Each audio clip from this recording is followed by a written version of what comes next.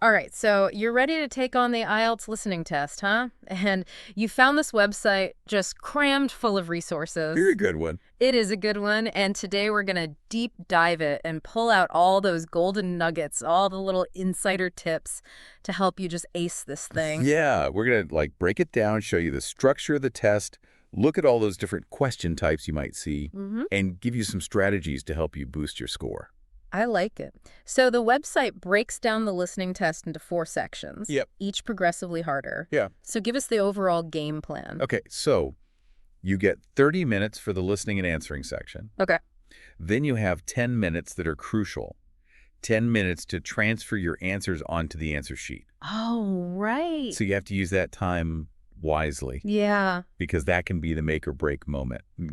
Double checking your spelling, your grammar. Ugh, spelling. Yeah, That can be the difference between a good score and a great score. absolutely. I bet that's where a lot of people trip up Yeah, under pressure. definitely. And to add to the challenge, of course, the recordings use a variety of accents. Oh, yeah. British, Australian, New Zealand, American, Canadian. It's like a world tours. It is. It's like a global listening party. Exactly. They're trying to simulate, real world situations where you might encounter people from all over the place Right. with all sorts of different accents. That's cool. Okay, let's talk scoring for a minute. Okay. The website mentions raw scores and band scores.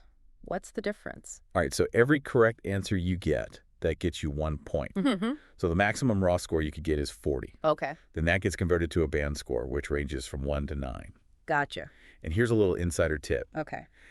There is no penalty for incorrect answers. Oh. So always make an educated guess. Interesting. Yeah, to give you kind of a benchmark, if you're aiming for around 30 out of 40 correct answers, that can usually land you a band score of 7.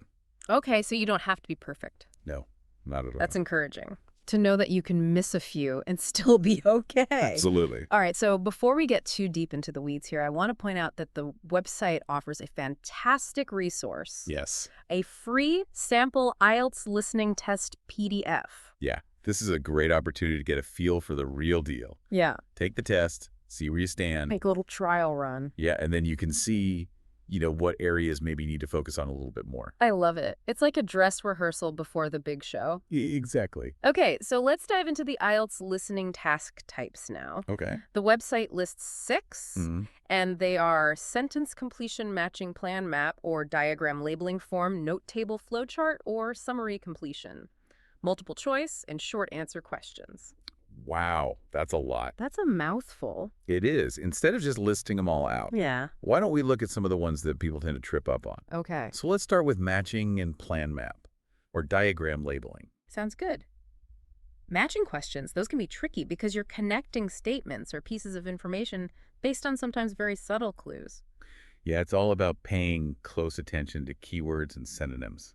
Okay. Because remember, the answer might not be stated directly. You might have to kind of read between the lines, Right. use the context. So that's where those active listening skills really come into play. Absolutely. Okay, what about the plan map or diagram labeling? Right. So for this one, you have to be able to visualize and pinpoint locations on a map or a diagram based on what you hear. Oh, I see. So think of it like following directions on a treasure map. Okay. The speaker might say, turn left at the statue, or the cafe is located opposite the fountain. Right. And you have to kind of picture that in your head. So it's all about spatial awareness, Exactly. connecting those verbal cues to the visual representation. Got it. Okay.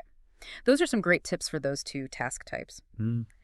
Let's move on to the website's 3-step preparation strategy, which is examine questions, predict answers, and follow along. Yeah, let's break those down. So tell us about each of those steps. Okay, so step 1, examine questions. That's all about using that prep time you get before each recording starts. Okay. Don't just passively read the questions. Scrutinize them. Look for keywords.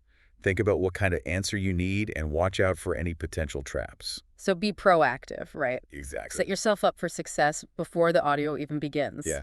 What about predicting answers? All right, so this step is all about taking it a step further. Okay. Based on what you've learned from examining the questions, Oh. try to guess what the answers might be. Oh, interesting. Yeah, this kind of primes your brain to listen for that specific information. I see. So even if it's paraphrased, you're more likely to catch it. That makes sense. Yeah. Any tips for becoming a better predictor? Honestly, the best way is just practice, practice, practice. Yeah. The more you do it, the better you'll get at it. Okay. And finally, follow along. I'm guessing this is about staying focused, matching the questions to the audio as you listen.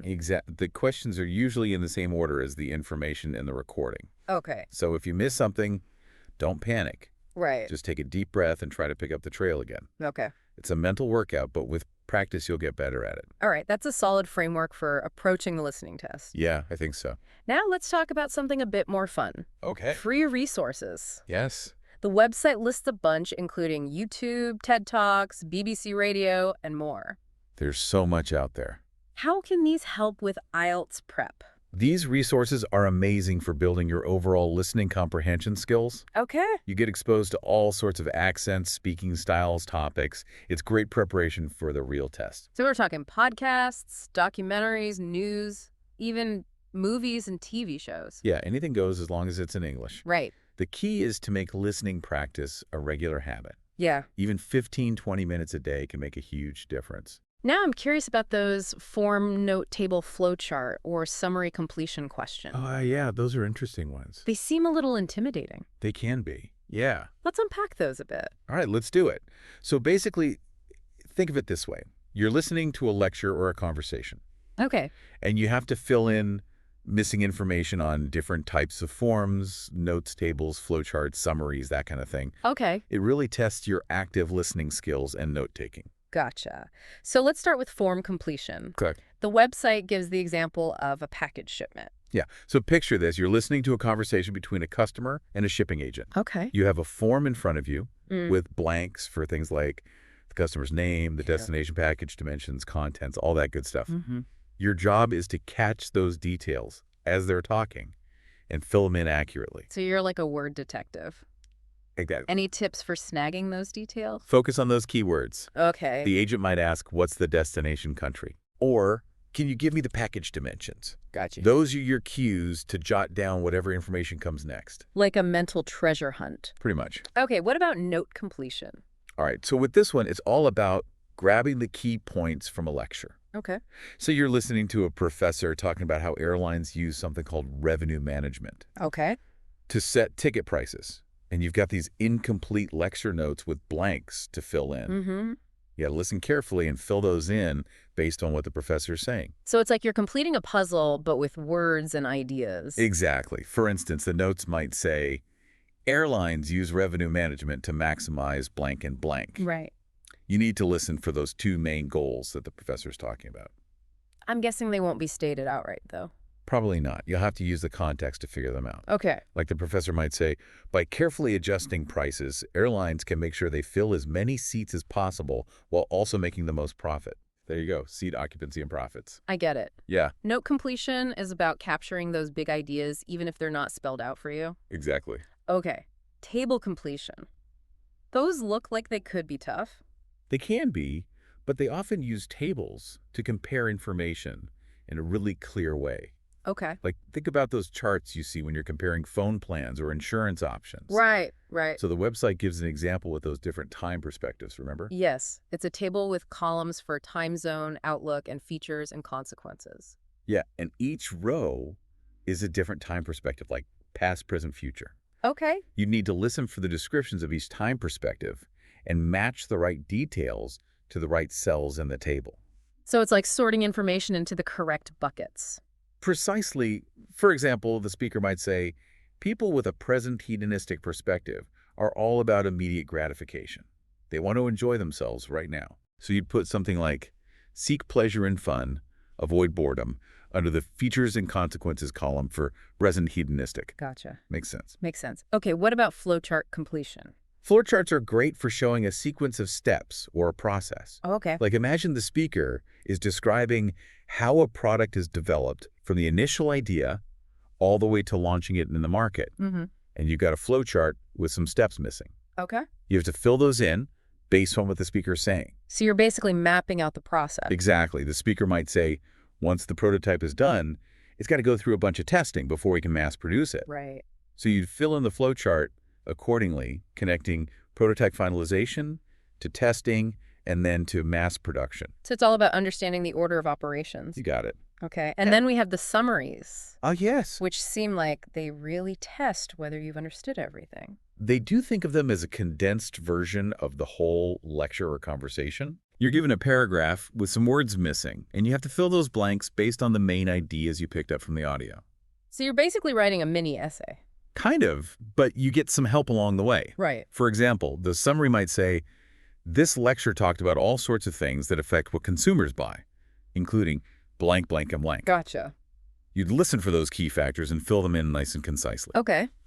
The speaker might say, consumer behavior is shaped by a ton of different things, like psychology, social stuff, economic conditions, even marketing. Right. There you go. You got your missing pieces. Psychology, social influences, and economic conditions. Summaries challenge you to identify those core concepts and explain them clearly. Exactly. Wow, we've covered a lot with these completion tasks. We have, but don't forget about those other question types. Oh, right, like multiple choice and short answer. Those are important too. So multiple choice, that format's pretty familiar, but how should we approach it specifically for the IELTS listening test? Don't jump the gun. Listen to the whole question and all the answer choices before you decide. Right. Because a lot of times the choices will be pretty similar. Mm-hmm. You have to pay close attention to those little differences in the wording and what they mean in context. Be a discerning listener. Exactly. You don't want to fall for those tricky distractors. What about short answer questions? Those require you to be precise and to the point. Okay. Let's say the speaker is talking about the benefits of exercise. Mm-hmm. The question might be, name two psychological benefits of working out regularly. Okay. You got to listen for those specific benefits and state them super clearly and briefly. No rambling? Nope, straight to the point. Okay. The speaker might say something like, exercise is good for your body and your mind. It improves your mood and helps you manage stress. There you have it. Yep, improved mood and reduced stress. Awesome. So we've really broken down all those question types. Yeah, we covered a lot. But practice makes perfect, right? Absolutely. The more you familiarize yourself with these different types of questions and the strategies, the more confident you'll be come test day.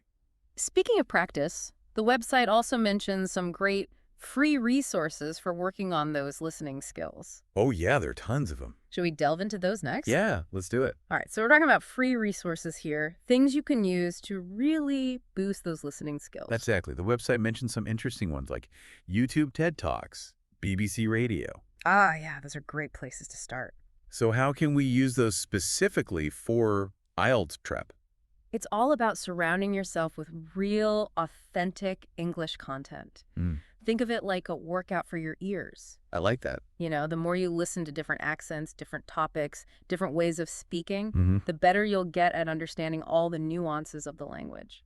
So it's not just about memorizing vocabulary and grammar rules. No, not at all. It's about getting your ears used to real-world English. Exactly.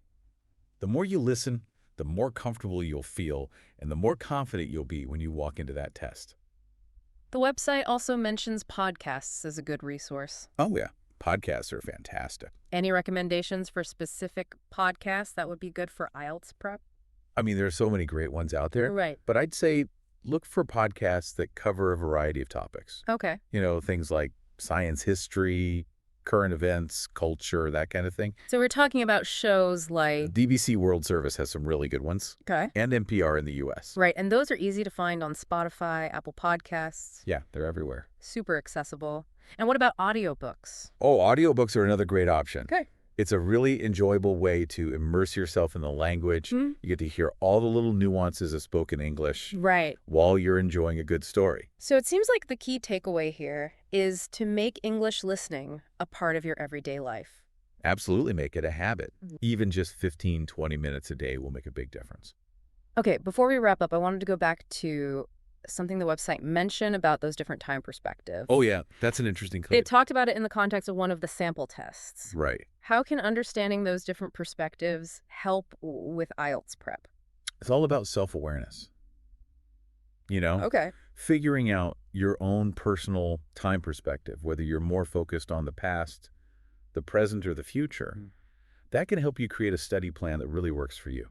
Can you give us some examples of how that would work? Sure. So let's say you're someone who gets motivated by past successes. Okay. You might find it helpful to go back and look at some of your old practice tests. See where you did well. Identify areas where you can improve. So you're using your past achievements to fuel your current efforts. Exactly. I like it. What about people who are more present-oriented? For those folks, it's all about finding ways to make the learning process fun and engaging. They might like using interactive learning platforms or listening to podcasts on topics that really grab their interest. Right. Maybe even joining a study group for a more social experience. So making it enjoyable in the moment. Exactly. And what about those who are future-oriented? Those are the goal setters, the visionaries. Okay. They might benefit from creating a really detailed study schedule, breaking down their goals into smaller steps, Mhm. and rewarding themselves along the way. So it's not just about what you study, it's Yeah. about how you study. Exactly. Understanding yourself as a learner, Right. figuring out what works best for you. I love that. So it's a personalized approach. Yeah, tailor-made for success. This has been a fantastic deep dive. I agree. We've uncovered some really valuable insights from this website. Tons of great tips and strategies. From understanding how the test is structured and the different types of questions, to exploring those practical study techniques and all those free resources. It's all about setting yourself up for success. Exactly. So to all our listeners out there getting ready to tackle the IELTS listening test, we're rooting for you. You got this. Remember, practice makes perfect. Stay focused, stay positive, and good luck. And don't forget to check out that website. Yes, it's full of great information. It's a gold mine. Until next time, happy listening.